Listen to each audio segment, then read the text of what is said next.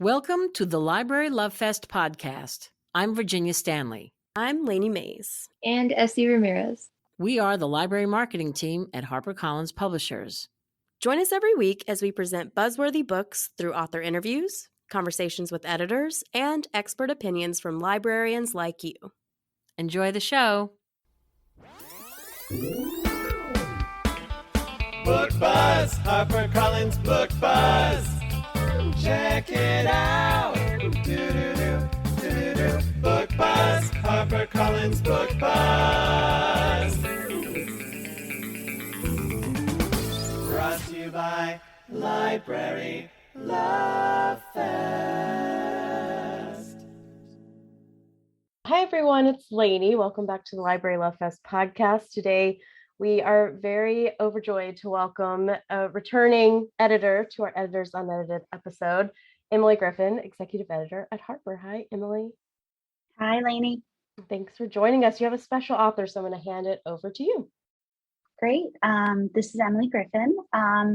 I am here with the beloved best-selling novelist, Jillian Medoff, whose fifth novel, When We Were Bright and Beautiful, goes on sale on August 2nd of this year. I've been lucky enough to work with Jillian for, I think 11 or 12 years now at different houses, and I am in love with all of her books, but I think this one is really the most special.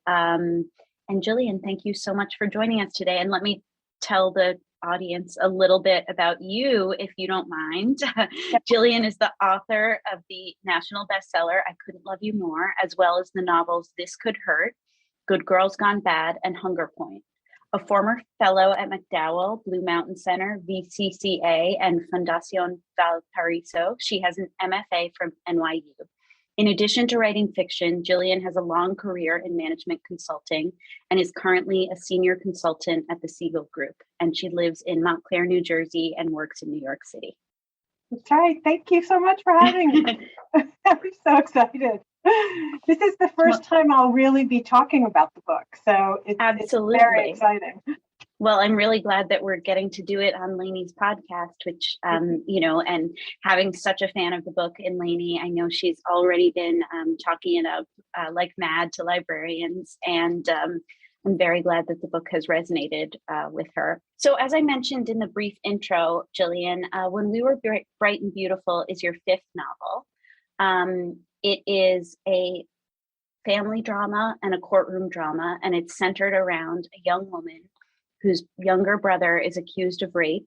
He is a student at Princeton, and she just feels like there's no way he could be guilty, and she's got to stand by him. And as she sort of dives deeper into the family dynamics, the story shifts and changes a lot. I found it completely compelling. Even though you have written novels that have really kind of dived into characters, this is your first one in a while that probably touches on an issue in a way, in a kind of overt way. And I wondered why now? Well, that's a very good question. And I think for one of the things that happens when you're a career novelist, as I think of myself, even though I have a normal person's job, I want to make the books that I write as interesting for me as they are for the reader, because at this point in my career, you reach a point, I think, where you understand that you're going to be living with these people for a very long period of time. For me, an average book takes 4 years, and my last one took 7. And so I became very interested in the concept of writing about wealth. And originally the book was looking at an upstairs downstairs situation in a luxury building. And I'm like, well, that could be compelling in its own way, but it didn't have enough propulsive movement to move the book forward in a and then turning the pages way. So I to be honest, the original crime was not sexual assault. The original crime was kidnapping, and it was looking at this family from the perspective of an heiress.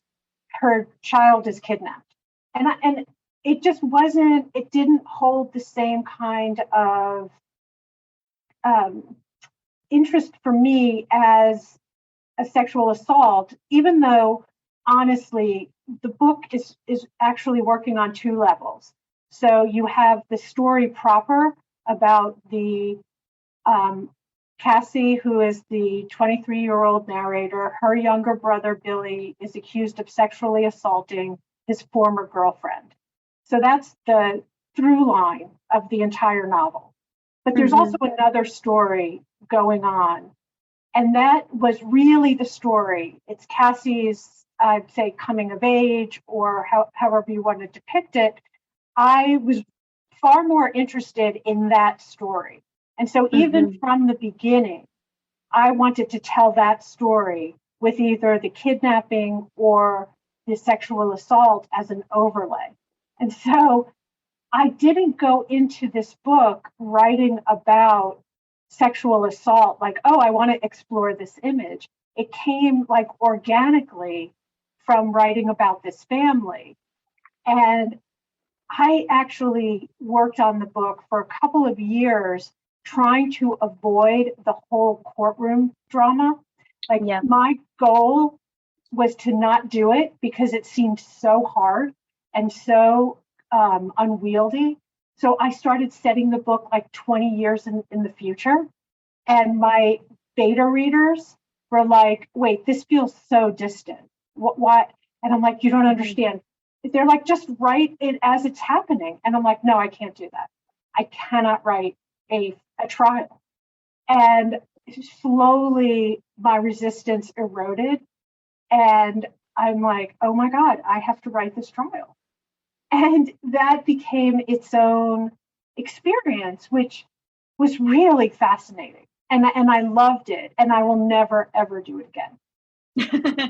Actually, Jillian, you so kindly provided me with a segue into my next question, truly, which was about the research that you did, and about what it's like to write a courtroom drama when you are not a lawyer. So many practitioners of the genre, I believe, are lawyers or law professors themselves. And I couldn't believe how many things you got right. And at one point, I know during the editorial process, I asked you sort of where you had taken liberties, and the only legal liberty was a very small thing. But I'm curious about your legal research, and also about your research. I assume you are not from a multimillionaire, billionaire family.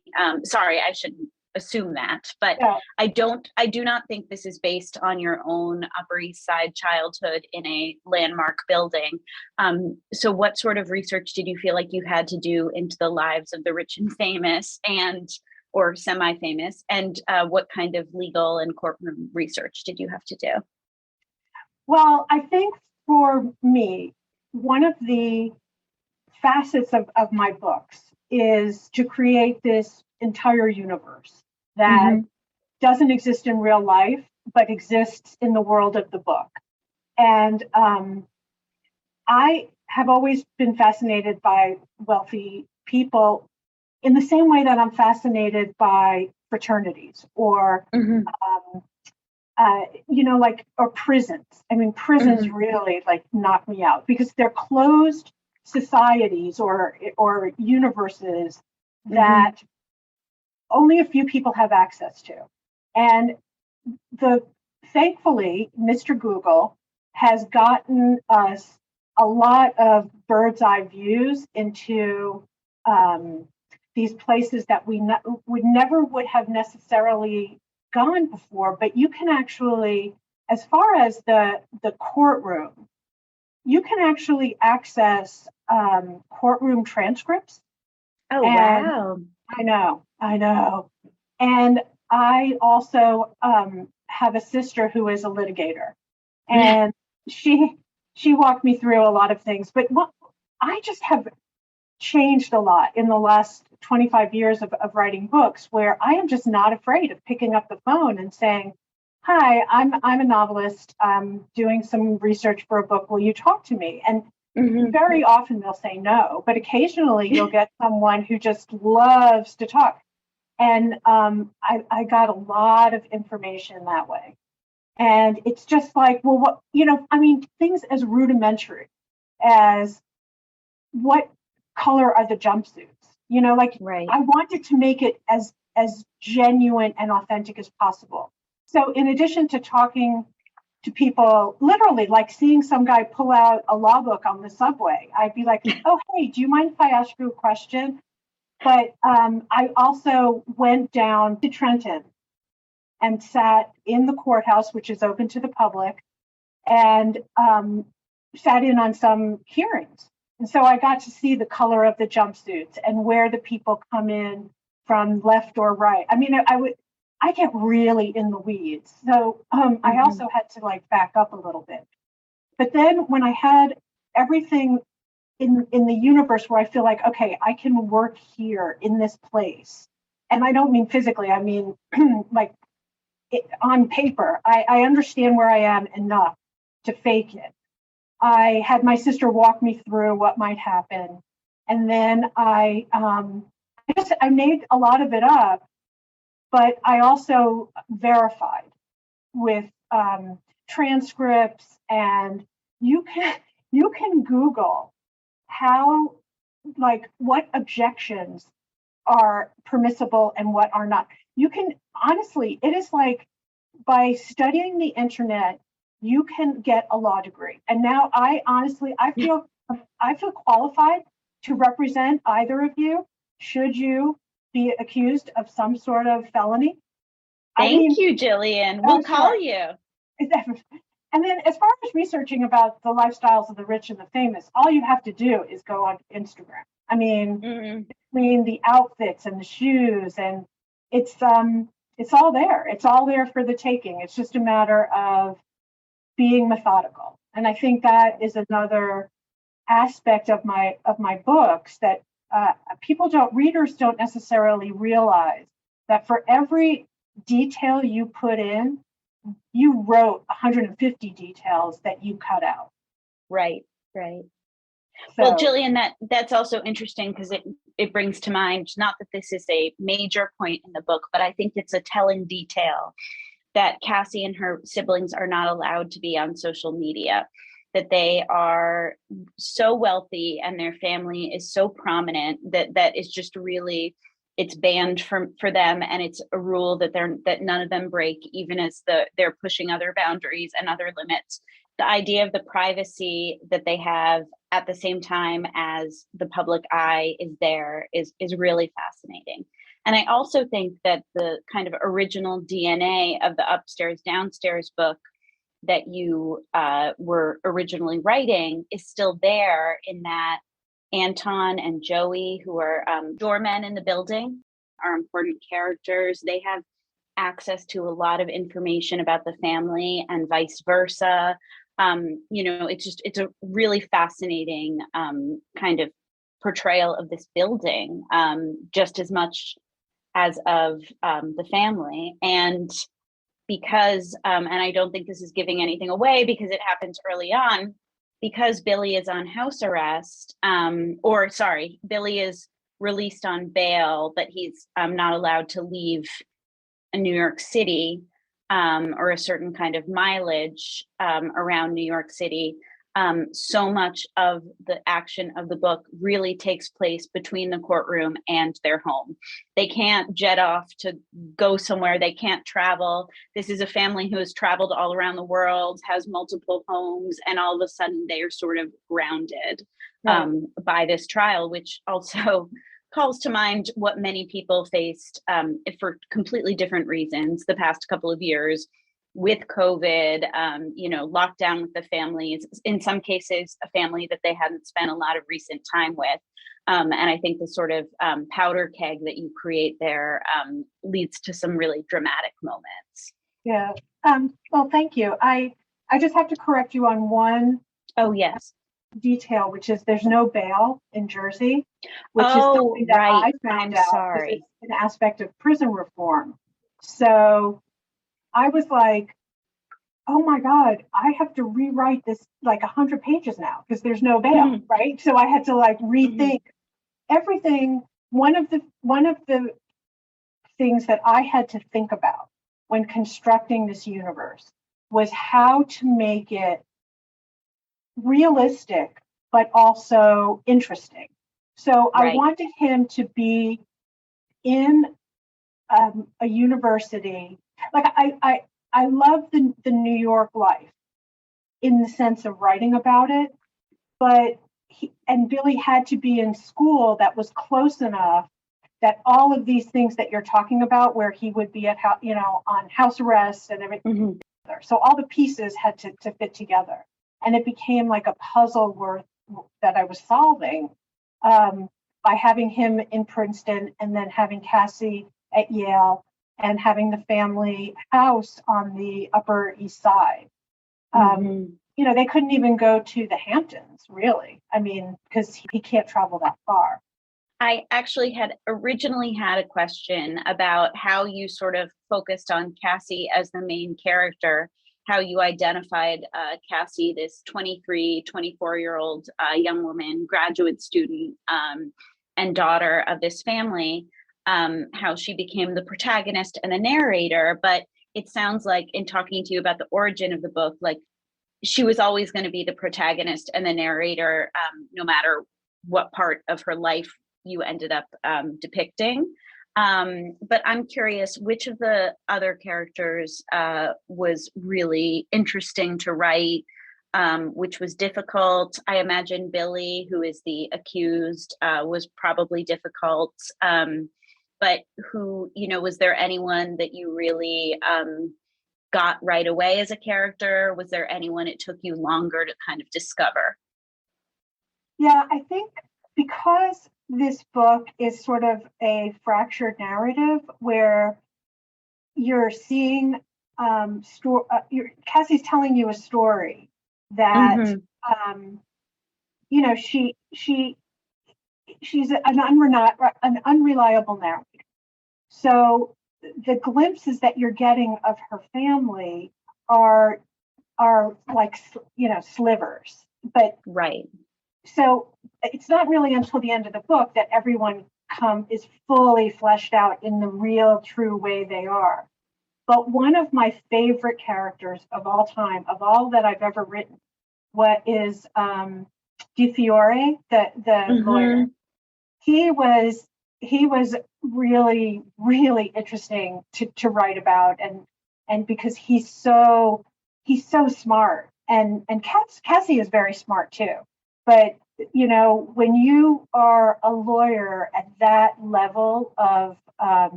trial, he's just unbelievably got a lot going on that I didn't even realize he had going on until I got to truly do a deep dive into his character.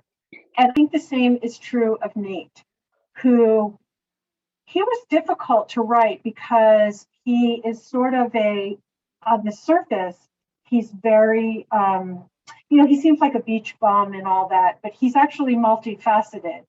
And it's like, how do you write a character who is very smart, but who has, how do you write a character without making him look like a frat bro, even though he's really not?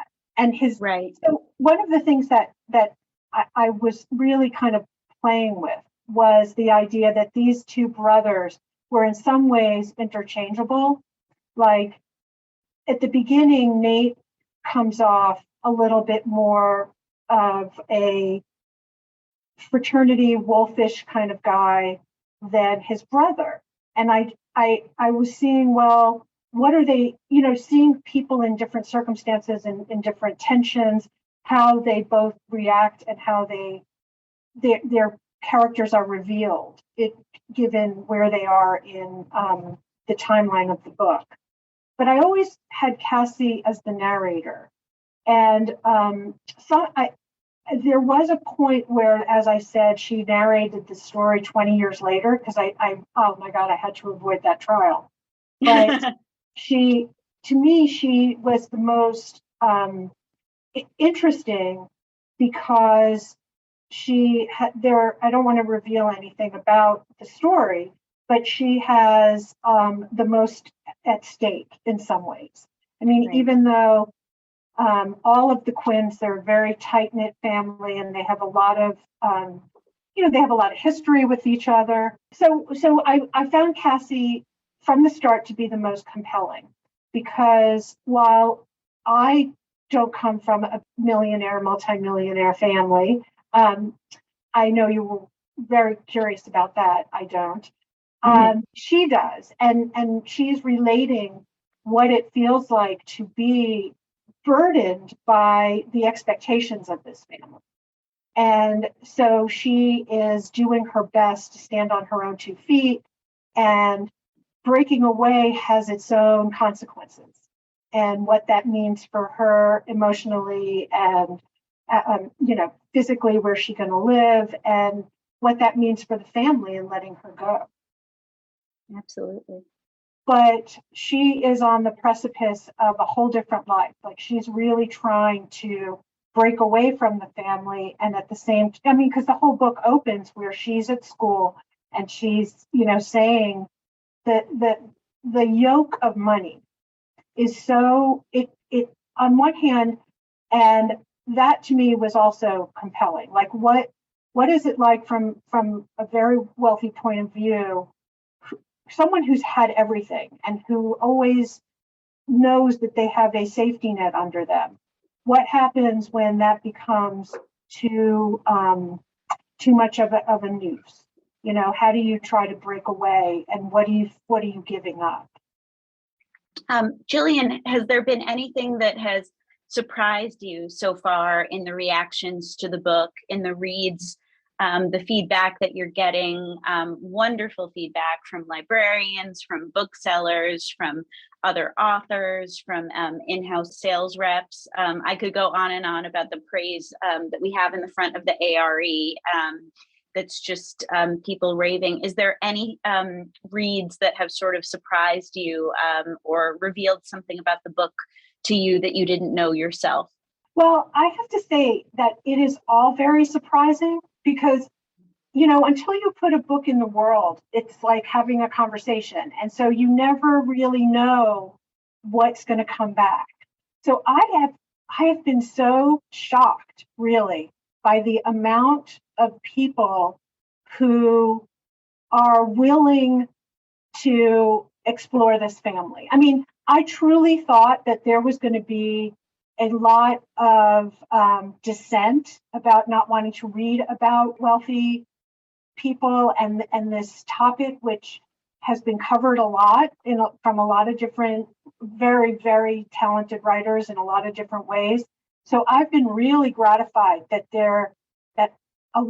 many readers have not only said, you know what, I'm gonna read this and realize that there's a lot more going on below the surface. It's been so gratifying to me. Jillian, just one more question. Do you have anything you'd like to say about a library or librarian that has been influential in your life, either as a kid or an adult? Yes, I do. I don't know if you know this because it was in my bios from years ago, but it's not now. And Lainey, you probably don't know this, that I moved like 17 times when I was a kid. And so that's 7 elementary schools, 2 junior highs, and 2 high schools, plus 2 colleges. And growing up, I was always new. So the library was a refuge. And I would go in and take all these books out, and it was just a place of peace because I didn't have one. I was always new and moving, and I love the library. I go every week now still, and it's just a tremendous place for the community, but mostly for someone like me who just could get lost in books. It's my favorite place in the world. Thank you. I'm going to jump in and ask if you have a library you want to shout out, the one you go to every week. Yes, I spend most of my time at the Montclair Public Library. Great.